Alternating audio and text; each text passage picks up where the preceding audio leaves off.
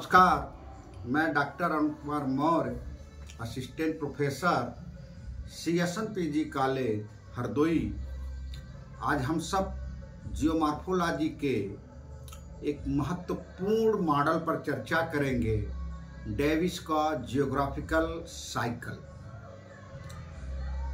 यह model geomorphology में अपने आप में थोड़ा क्लिष्ट होता है, क्योंकि इसमें कुछ ऐसे कॉन्सेप्ट हैं जो इमेजिन के रूप में समझना होता है, थोड़ा व्यवहारिक होकर भी सोचना होता है, और यह परीक्षा के दृष्टिकोण से बहुत महत्वपूर्ण होता है।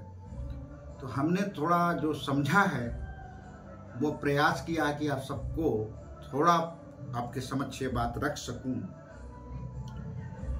WM Davis, William Morris Davis, American geographer, जिन्होंने जियोमॉर्फोलॉजी के क्षेत्र में बहुत ज़्यादा काम किया। 1899 में इन्होंने अपना एक मॉडल प्रस्तुत किया। वह मॉडल था भौगोलिक चक्र। एक्चुअली में डेविस जो भू आकृतियां थी वह कैसे बनी और इनके बनने के पीछे क्या कारण थे, और फिर समय के साथ यह जो भू आकृतियां हैं किस तरह से दूसरे रूप में बदल रही थी, इसको वो जानने का प्रयास की। अब भू आकृतियां क्या है, जियोमॉर्फोलॉजी क्या है? एक्चुअली में सतह के ऊपर या सतह के नीचे पृथ्वी के अंतर्जात बल के कारण, इंटरनल फोर्स के कारण, पृथ्वी सतह के ऊपर एक्सटर्नल फोर्स के कारण जो भी हमें स्थल रूप में विभिन्न प्रकार की मॉर्फोलॉजी आकृति मिलती है, उसको हम जियोमॉर्फोलॉजी कहते हैं। जैसे कोई पर्वत शिखर का मिलना, उस पे एंटीक्लाइन का मिलना, सिनक्लाइन का मिलना, मैदान का मिलना, प्लेटू का मिलना, स्कॉर्प का मिलना, घाटी का मिलना, रिवर वैली का मिलना, ये all of the things geomorphology. अब कोई जियोमॉर्फोलॉजी का निर्माण कैसे होता है और समय के साथ उसमें कैसे परिवर्तन होता है, इसी की चर्चा डेविस ने अपने भौगोलिक चक्र में किया है। सबसे पहले हमें जानना होगा कि स्थल भाग, स्थलखंड यानी कॉन्टिनेंटल भाग, महाद्वीपीय भाग, और सी या ओशनिक भाग, ये दो ऐसे जियोमॉर्फोलॉजी के आकृतियां हैं जियोमॉर्फोलॉजी में, जिनको हम कहते हैं फर्स्ट ऑर्डर की जियोमॉर्फोलॉजी। यानी सबसे पहले जो निर्माण पृथ्वी पे हुआ वो महाद्वीप और महासागरों का। इसके बाद जो भी बने पृथ्वी की आंतरिक शक्तियों के कारण वो सेकेंड ऑर्डर, फिर उसके बाद जो बाह्य प्रक्रम के कारण जो बने थर्ड ऑर्डर, जैसे घाटी वगैरह, ये सब थर्ड ऑर्डर के। तो ये बनता क्यों है एक्चुअली में, कि कोई भी बाह्य प्रक्रम, आउटर प्रोसेस हो जो अपर्दन और अपक्षय में शामिल होता है, वेदरिंग एंड इरोजन में, वह धरातल पर समतलीकरण का काम करता है। समतलीकरण से मतलब है कि कोई भाग जहां से था प्रारंभिक अवस्था में, विभिन्न कारणों से ऊपर उठ गया या नीचे धंस गया, तो उसको फिर प्रारंभिक अवस्था में ले आना, दैट इज समतलीकरण, प्लेनाइजेशन। अब इस बात को समझने की जरूरत है कि आखिर हर एक चीज सी लेवल तक चलती क्यों जाती है। एक्चुअली में जो महासागर है इतने बड़े हैं और इसका जो जल है इतना ज्यादा है कि इसमें परिवर्तन सामान्यतः न के बराबर होता है, और इसका जो जल का तल है वो लगभग स्थिर होता है।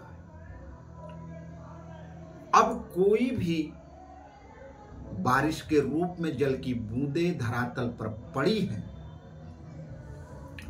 तो वो दो तरह से उनका फ्लो होता है। एक तो ऑप्शन है कि वो जहां पर पड़ी है वहां अंडरग्राउंड वाटर के रूप में चली जाए, और दूसरा ऑप्शन है कि फ्लो के रूप में धीरे धीरे वो तब तक जाएगी और जब तक कि सागर में मिल न जाए।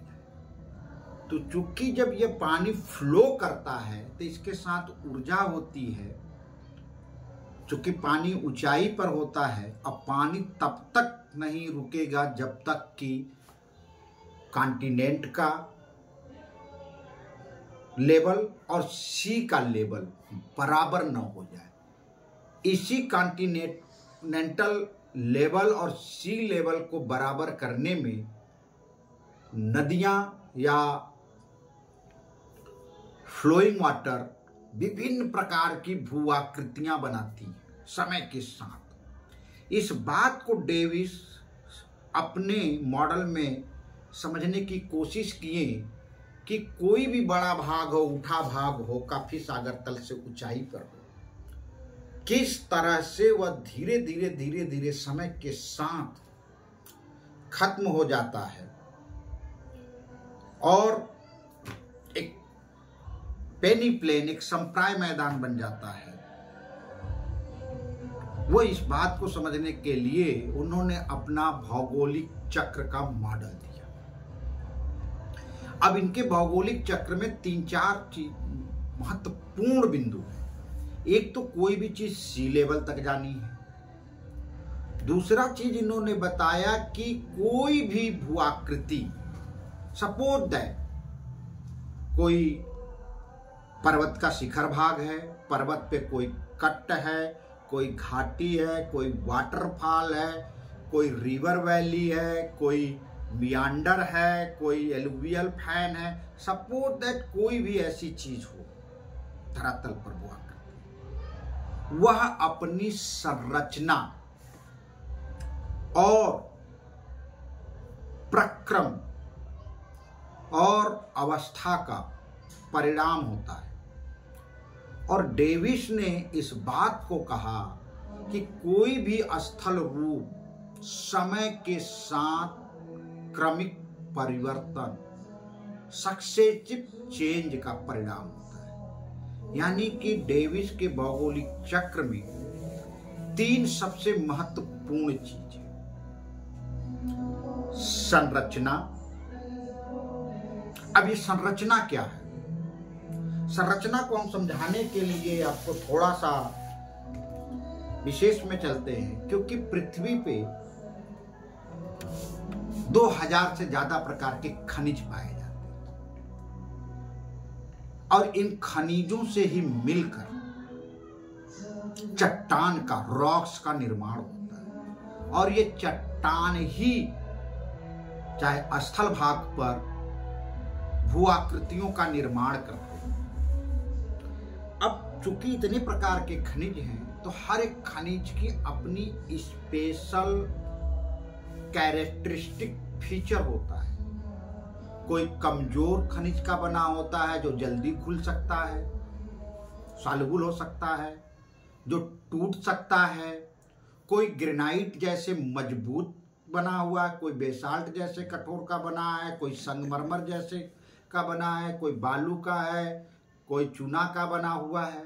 इन सबकी अपनी एटॉमिक संरचना होती है, अपनी मजबूती होती है, अपनी कमजोरी होती है, अपनी और धरातल पर कोई चीज अलग अलग नहीं मिलती, क्योंकि जब पृथ्वी का निर्माण हुआ तो सभी भाग गैसियस फॉर्म में थे, फिर लिक्विड में, फिर ठोस में, तो सबकी अपनी मिलावट होती है। और उस मिलावट में यह समझने की जरूरत है कि अगर एक संरचना का भाग हो, आप ये ध्यान देख सकते हैं कि यह एक आटे का है, अगर इसको हम राक्स माने तो ये देखिए कितनी आराम से नरम है, हम इसको आराम से दबा सकते हैं। तो दैट मीन इसकी ये संरचना है कि यह नरम है, इसको हम आराम से प्रेस कर सकते हैं। तो यानी नरम होना, घुलनशील होना, सॉल्युबल होना, फ्लेक्सिबल होना, दैट इज अ प्रॉपर्टी। और जब प्रॉपर्टी है, जब इस पे कोई भी भाग, कोई बल काम कर रहा है, तो वह अपनी प्रॉपर्टी के अनुसार जल्दी से कट जाएगा, जल्दी से सॉल्युबल हो जाएगा, एज यू लाइक।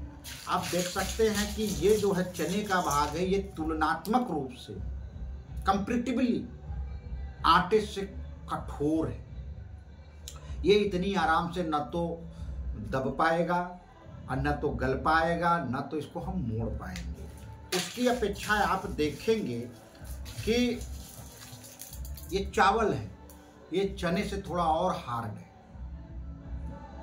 तो ये संरचना है, यानी कि कोई भी चट्टान, अगर इसको हम चट्टान माने और इसको पूर्णतया इसमें यह मान लें कि पृथ्वी के निर्माण के दौरान यह मिक्सिंग हो गई, तो मिक्सिंग होने के साथ ही ये सब कुछ इसमें दबा रहता है।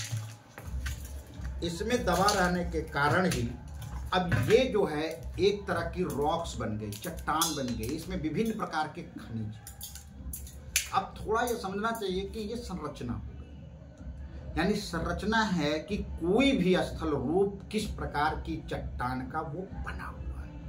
अब जब इसमें कठोर भी है, मुलायम भी है, थोड़ा बहुत कठोर है, यानी सबके अपने पे सब पर बल का लगने का प्रभाव अलग है। अब हम आते हैं, ये एक चीज संरचना हो गई। अब हम आते हैं प्रक्रम पर, प्रोसेस।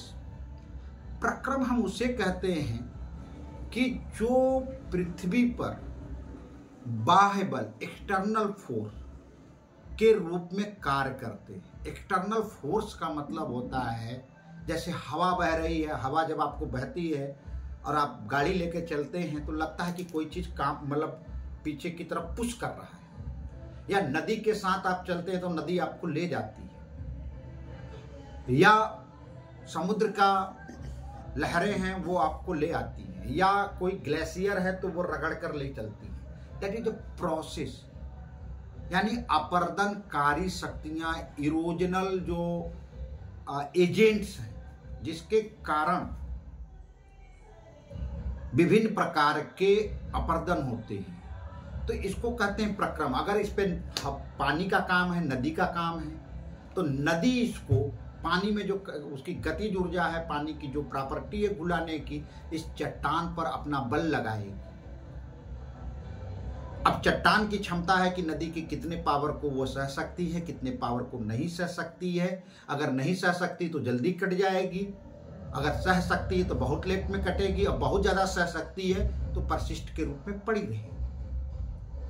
तो आपका फ्लोइंग वाटर, विंड, सी करंट, ग्लेशियर, ये सब एक्सटर्नल फोर्स के रूप में कार्य करते हैं। अवस्था, टाइम, यानी कोई भी चीज बनने में, कोई भी चीज टाइम लगता है। अगर आप टाइम नहीं दे रहे हैं तो वो चीजें नहीं बनेगी, चाहे कुछ भी हो, चाहे वह महासागर की तली बनी हो, महाद्वीप का भाग बना हो, चाहे उस पे पर्वत बने हो, पठार बने हो, मैदान बने हो, चाहे उस पे घाटियां बनी हो, यानी भी कोई भी संरचना, जैसे हम ही लोग हैं। अब हम हैं, हम यहाँ तक आने तक ऐसा तो हुआ नहीं कि पैदा हुए और तुरंत आ गए, और यहाँ तक हमको आने में, पढ़ने में, लिखने में, समझने में एक टाइम लगा। तो आप सबके उपज 40-42 साल का समय लगा, ताकि जब टाइम, अगर आप टाइम नहीं दे रहे हैं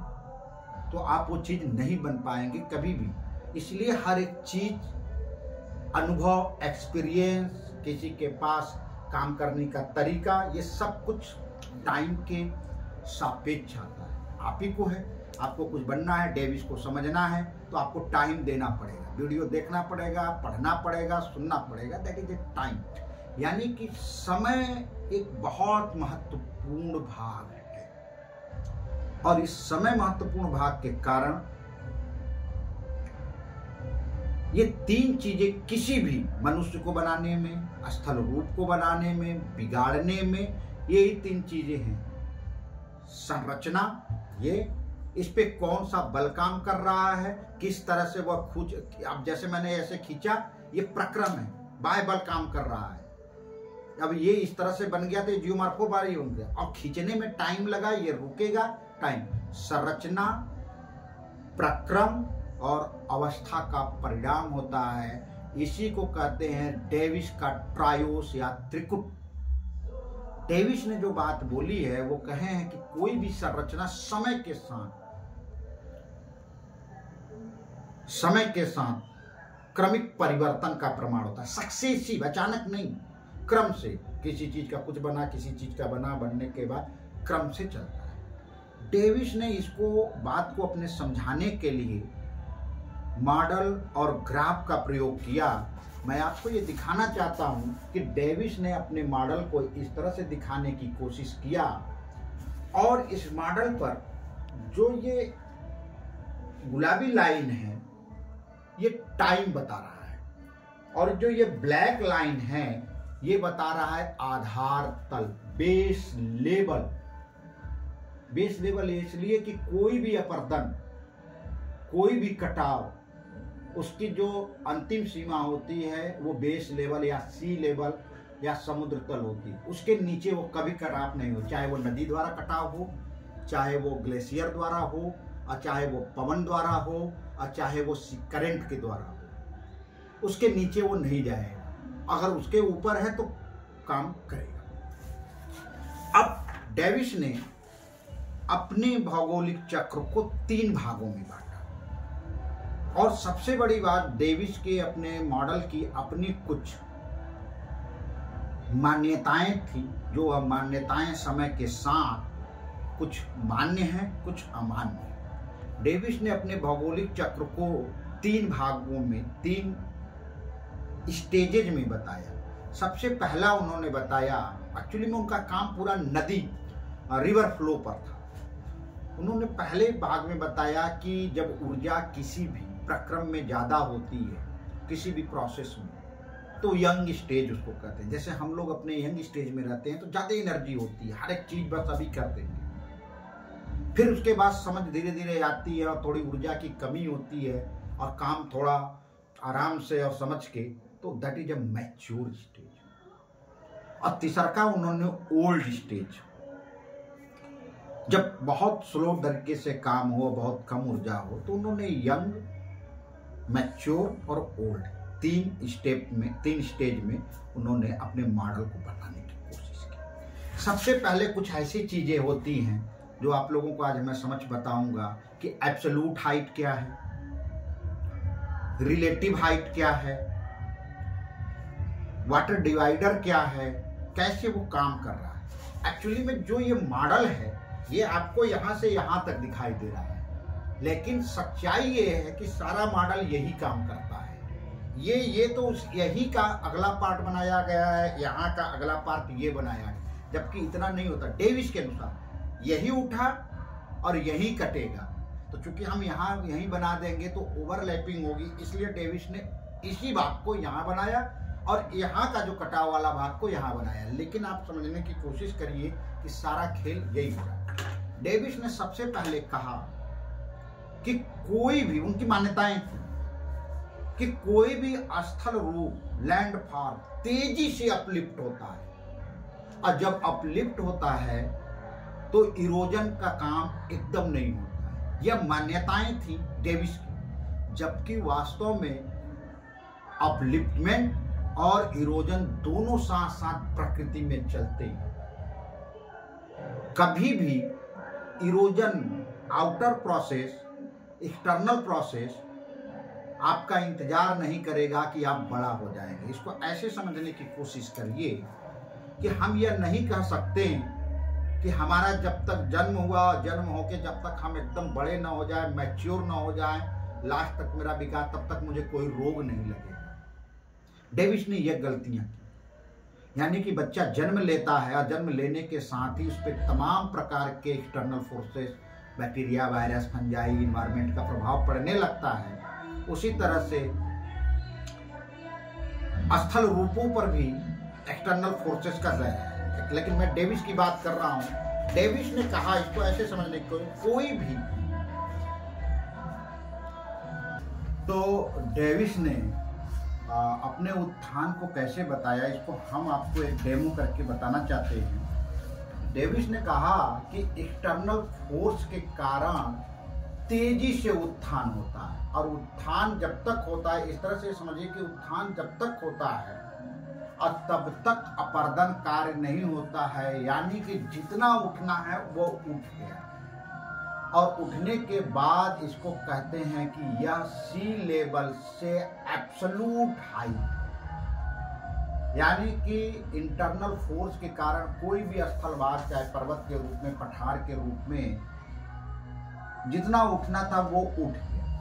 और चूंकि डेविस के इस उत्थान को कभी भी उनकी भौगोलिक साइकिल के में टाइम में नहीं रखा जाता, इसको कहा जाता है कि प्रारंभिक अवस्था या तैयारी की अवस्था, प्री स्टेज।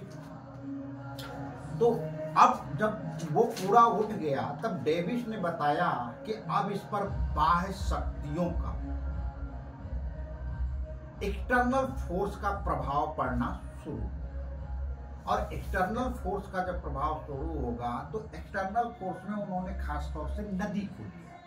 तो आपको मैं ये थोड़ा सा बताना चाहता हूँ कि आप ये देखें कि यहाँ की हाइट, यहाँ की हाइट, यहाँ की हाइट सब जगह बराबर है, और जब बराबर है तो यहाँ पर कोई भी ग्रेडियंट या रिलीफ ग्रेडियंट अभी नहीं मिल रहा है। लेकिन जब पर्वत का निर्माण होता है तो उसमें जो है एंटीक्लाइन और सिनक्लाइन पाया जाता है। तो मैं इसको आपको थोड़ा आज ये बताने की कोशिश करूंगा कि कैसे निरपेक्ष ऊंचाई, सापेक्ष ऊंचाई बढ़ती है, कैसे जो है क्या वाटर डिवाइडर होते हैं। अब ध्यान से देखने की कोशिश करें, मैंने ऐसे कट लगा दिया, ये एंटीक्लाइन हो गया, ये सिनक्लाइन हो गया। अब आप इसको समझने की कोशिश करिए कि कोई भी जल का भाग इसके टॉप पर पड़ता है तो सबसे पहले इसको कहते हैं पार्श्व या लैटरल, और जब इस लैटरल पे पानी पड़ता है, इस पर समझने की इस तरह से कोशिश करें इस डेमो पे, तो ये, तो अब आज समझ कि ये जो है ये इसका पार्श्व भाग होता है, और ये इसका भी पार्श्व लैटरल भाग होता है, और ये इसका सर्वोच्च शिखर होता है जिसको हम क्रेस्ट कहते हैं। इसके नीचे का भाग होता है जिसको हम ट्रफ कहते हैं। तो चूंकि प्रारंभ में इसमें जो है इस तरह से होता है, अब इस पर पानी पड़ा तो अब ध्यान दीजिए कि वाटर डिवाइडर क्या होते हैं। इस तरह से बहुत सी सीरीज हो, अगर यहाँ पर जल गिरा तो इसका जल ढाल के अनुसार इधर बहेगा, और इधर का जल इधर बहेगा, तो ये बीच का इस पानी को बांट दिया, यानी पानी इधर का इधर और इधर का इधर।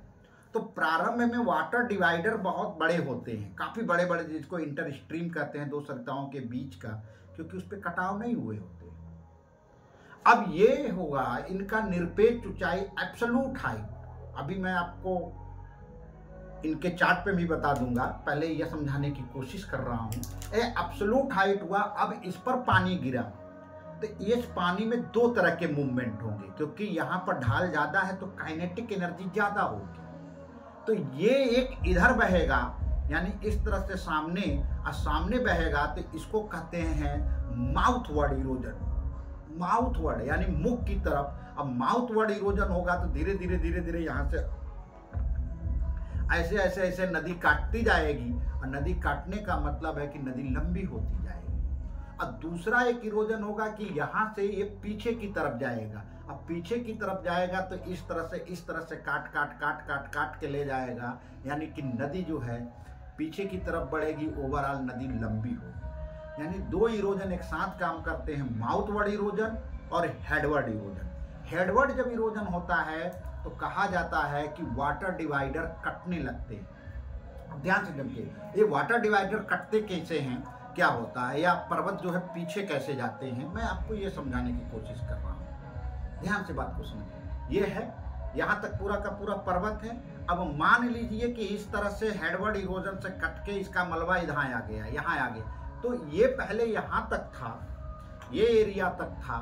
अब यहाँ पर्वत यहाँ मिल गया तो ये पीछे जा रहा है ना, ये यहाँ तक कट गया ऐसे कट गया तो ये पीछे गया कि नहीं गया? इसी को कहते हैं पर्वत का पीछे की तरफ हटना या retreating of mountain. Retreating of mountain इसी को कहते हैं। जब कट कट कर वो चला जाता है तो पहले जैसे कि यहाँ तक हमको पर्वत दिखाई दे रहा है, अब मान लीजिए कि ये कट के चला गया तो ये पर्वत यहाँ से दिखाई देने लगेगा, यानी वो पीछे हट गया, यानी वो रिट्रीट हो रहा है, वो पीछे हट गया, रिट्रीट हो रहा है। तो इस तरह से पहले समझने की कोशिश करते हैं। अब हम समझते हैं कि एब्सोल्यूट हाइट और निरपेक्ष और रिलेटिव हाइट क्या होती है। अब ध्यान से देखिए, ये इसका एब्सोल्यूट हाइट है, जितना उठना था प्रारंभ में वो उठा। अब मान लीजिए ये ऐसे कटा तो इसका सी लेवल तो यहाँ तक है, सी लेवल तो सबका बराबर है ये, और ये हाइट है और इसके बीच में इतना है, यानी कि इसकी जो सापेक्षिक ऊंचाई है वो बढ़ रही है, यानी इतना है। अब किसी कारण समय के साथ जो है और नदियां कट गई। अब आप देखेंगे कि सी लेवल तो वही है, सी लेवल में कोई परिवर्तन नहीं आ रहा है, अभी आधार तल ये देखिए, यानी कि अधिकतम ऊंचाई और न्यूनतम ऊंचाई के बीच का जो हाइट होती है उसी को हम कहते हैं रिलेटिव हाइट। तो यदि कोई व्यक्ति मान लीजिए कि 6 फीट का है और उसके बगल में कोई व्यक्ति आ गया 5 फीट का, तो सापेक्षिक ऊंचाई मात्र 1 फीट उससे ऊंचा है। उससे ये नहीं कह सकते हैं कि हम तुमसे 6 फीट ऊंचा है, क्योंकि 5 फीट तो वो भी है। अगर 6 फीट के बंदे के बीच में कोई 4.5 फीट का आ गया तो 1.5 फीट ऊंचा है, कोई 3 फीट का बंदा आ गया तो 3 फीट। इस तरह से सापेक्षिक ऊंचाई बढ़ती जाती है, और सापेक्षिक ऊंचाई बढ़ने का मतलब है नदी की गहराई बढ़ती जाती है। तो ये चीज मैं थोड़ा बताने की बात कर रहा हूँ कि ये सापेक्षिक ऊंचाई क्या है, निरपेक्ष ऊंचाई। अभी देखिए ये वहीं पर है, और जब इसके शीर्ष कटने लगेंगे ऐसे ऐसे तो सापेक्ष निरपेक्ष ऊंचाई भी कम होगा और उसी की तुलना में सापेक्ष ऊंचाई कम होगा, और निरपेक्ष ऊंचाई कटते कटते जब सापेक्ष में आ जाएंगे तो दैट इज अ फ्लैट, यानी कि वह एकदम पेनी प्लेन बन गया। इसी बात को बताने की कोशिश किए हैं अब डेविस ने। अब मैं आपको थोड़ा समझाने की कोशिश करता हूँ कि ये जो एरिया है ब्लैक लाइन, ये ब्लैक लाइन जो है सी लेवल है, आधार तल है, यानी यहाँ पर सी है और सी और कॉन्टिनेंट यहाँ पर मिलते हैं, तो यहाँ पर स्लोप ग्रेडियंट खत्म हो जाएगा, यानी इससे नीचे कभी भी धरातल बाय पर प्रक्रम धरातल का नहीं कर पाए। अब ये जो है एरिया, ये एरिया जो है ये डेविस के अनुसार अधिकतम ऊंचाई है और ये एब्सोल्यूट है। और जब ये कटते कटते जो ये हरा वाला भाग दिखाई दे रहा है उन्होंने यहीं पर बनाया, इसका कर्व अलग अलग है।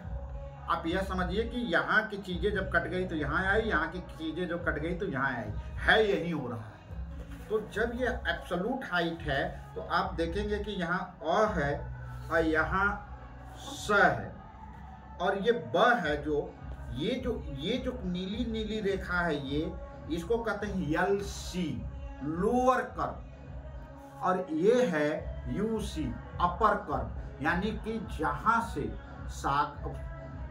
माउंटेन का जो क्रस्ट है सबसे ऊंचाई वाला भाग, जब उससे हम एक कर्व खींचते हैं तो उसको अपर कहते हैं, और जहां तक वो कट सकता है नीचे आ सकता है उसको हम कहते हैं U C sorry L C lower curve. तो ये आप देखेंगे कि ये मैक्सिमम ऊंचाई है कहाँ से, सागर तल से। मान लीजिए एवरेस्ट की बात अगर हम करें तो 8,848 मीटर करें, कंचनजंगा की बात करें, राकीज की बात करें, एंडीज की बात करें, तो ये मैक्सिमम है।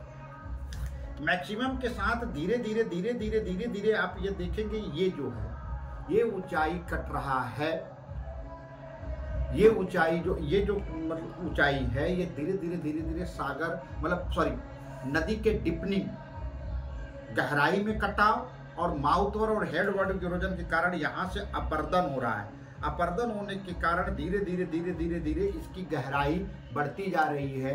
तो चूंकि प्रारंभ में नदियाँ छोटी छोटी होती हैं तो कम काटती हैं, लेकिन जैसे जैसे उसमें और उसकी ट्राइब्यूटरी मिल जाती हैं, उसमें पानी ज़्यादा हो जाता है तो तेज़ काटना शुरू करती हैं, और उसमें काइनेटिक एनर्जी ज़्यादा होने के कारण और कंकड़ पत्थर इरोजनल टूल ज़्यादा होने के कारण डीप डिपनिंग करती हैं, गर्तन करती हैं, तो उससे जो है धीरे धीरे धीरे धीरे नदियों के बॉटम में बहुत तेज़ी से कटाव होते हैं और नदी गहरी होने लगती है। नहरी गहरी होने के साथ ही यहाँ तक चली आई, तो इसकी हाइट और इसकी हाइट मिलकर इतनी जो है, इसी को हम कहते हैं सापेक्षिक ऊंचाई। तो प्रारंभ में सापेक्षिक ऊंचाई बढ़ती है, अभी उसका क्रेस्ट यानी कि ये वाला भाग नहीं कट रहा है, तो निरपेक्ष ऊंचाई तो स्थिर है, यानी निरपेक्ष ऊंचाई अस्थिर है और सापेक्षिक गहराई बढ़ती जा रही है।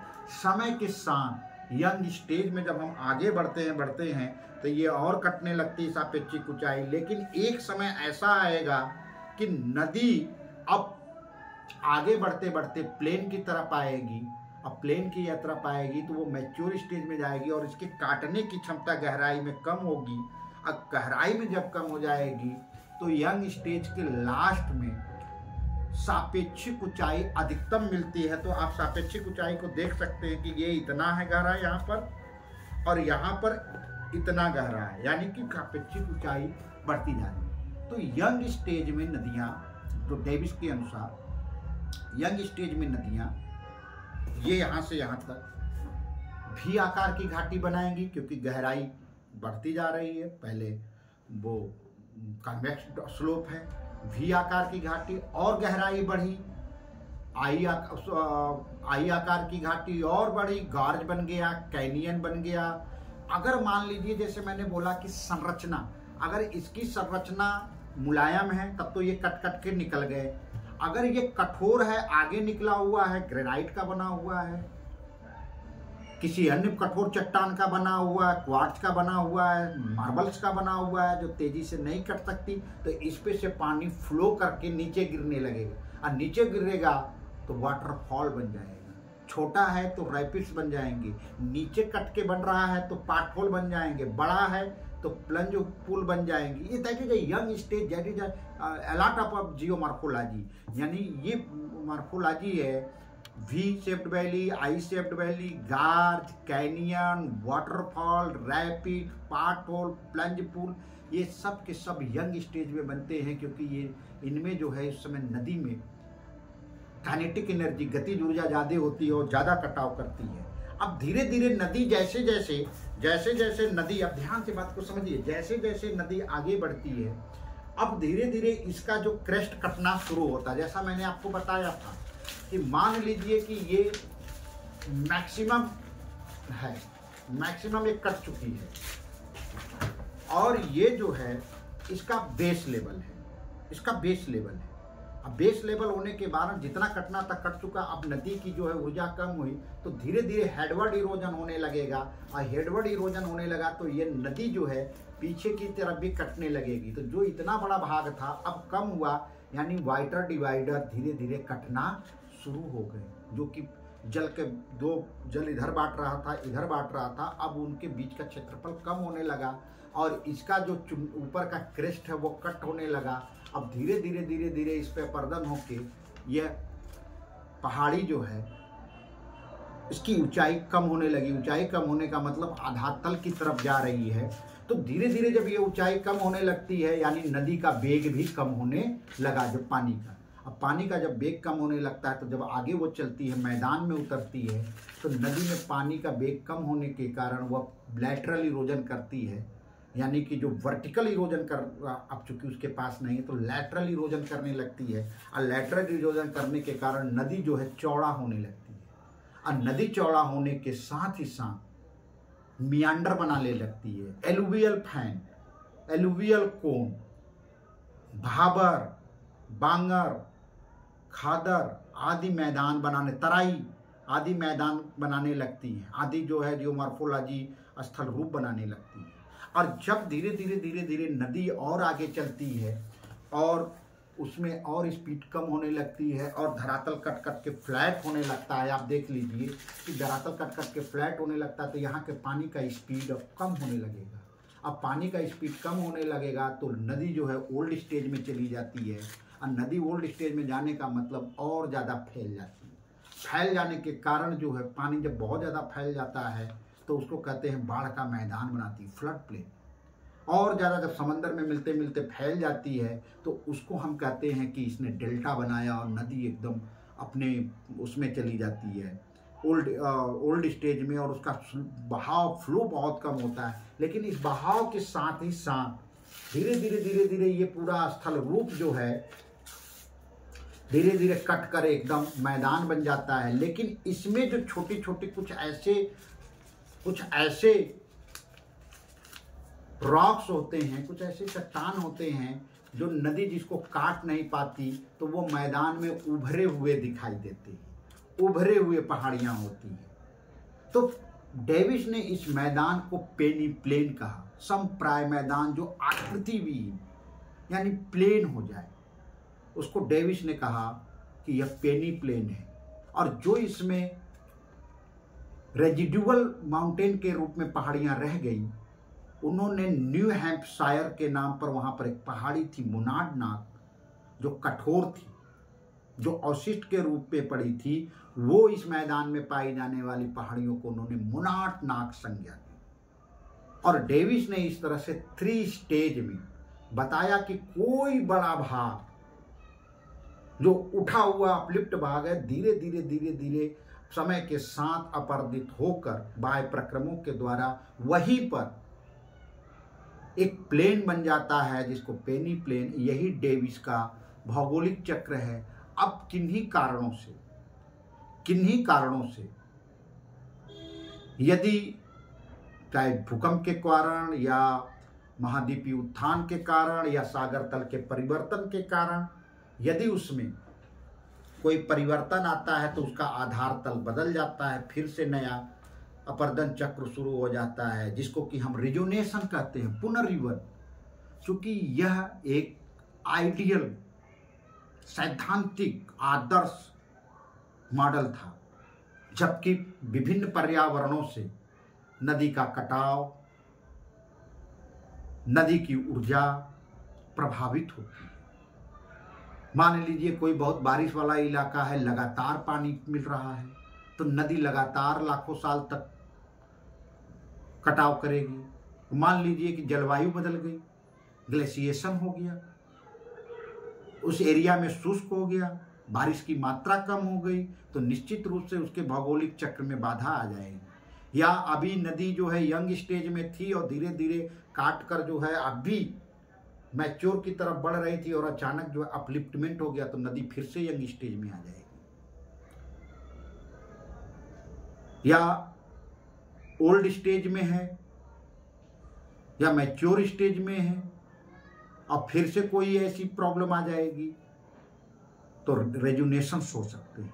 तो ये जो डेविस का भौगोलिक चक्र है कि य ला सा ला जो भी देते हैं, ये एक्चुअली में इसको समझने की जरूरत है कि ये यहीं पर है। तो चक्र को जो डेविस कहते हैं कि चक्र वह अवस्था है, साइक्लिक वह अवस्था है, समय है, वह स्टेज है जो समय के साथ कोई उठा हुआ भाग, क्योंकि उठा हुआ भाग का मतलब, इसका मतलब है कि पहले से वहां प्लेन था, ये पहले से प्लेन था। अगर उठा हुआ भाग होता तो उठा क्यों बोला जाता? यानी पहले से वहां प्लेन था और विभिन्न इंटरनल फोर्सेस के कारण कोई उठा हुआ भाग बाय एक्सटर्नल फोर्सेस के कारण, इरोजन होने के कारण और धीरे धीरे फिर से प्लेन में बदल जाए, और इसी को कहते हैं साइकिल चक्र। यही डेविस का भौगोलिक चक्र है। और जो आपको यूसी एलसी जो भी किताब में है, जल विभाजक है, वो थोड़ा हम समझाने की कोशिश किए हैं कि संरचना, प्रक्रम और अवस्था का क्या परिणाम है। दैट इज कि और थोड़ा आप समझने की कोशिश करें तो बात बन जाएगी। Thank you.